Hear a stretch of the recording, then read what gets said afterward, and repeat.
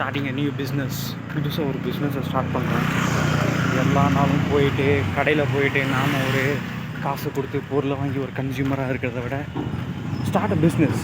இந்த 16 வயசில் நான் ஸ்டார்ட் பண்ண ஒரு business, it should grow something like it should grow.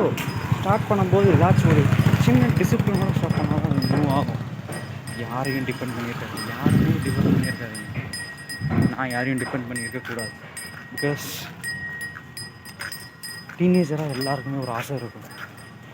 யார்கிட்டையும் பில் பே பண்ண, யார்கிட்டையும் பில் கேட்டு பே பண்ணக்கூடாது.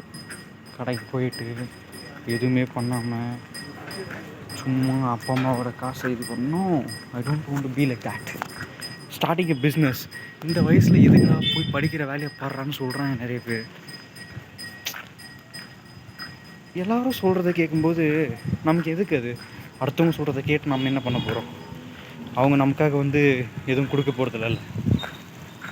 வீட்லேயே சொல்கிறாங்க, why are doing like this, நீ ஏன் இந்த மாதிரி பண்ணுற, உன்னோட பிஸ்னஸில் போய் ஒர்க் பண்ணாத, படிக்கிற வேலையை மட்டும் பாரு.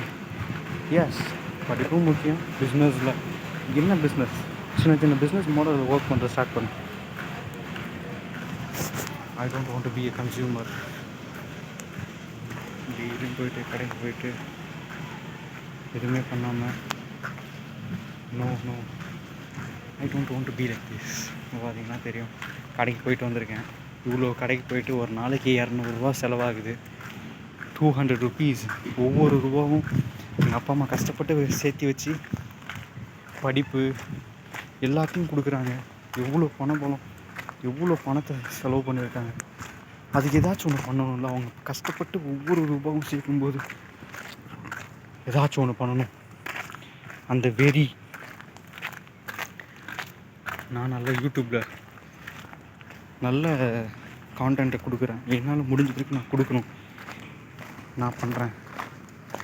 I'm working little by little growing. Next வீடியோவில் நல்ல கண்டென்ட்டை கொடுக்குறேன்.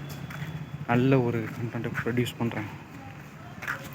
ஸ்டார்டிங் எ பிஸ்னஸ் எம்பயர் உண்டாக்கியே தீரணும். வெறியோடு போகிற வாழ்க்கையில்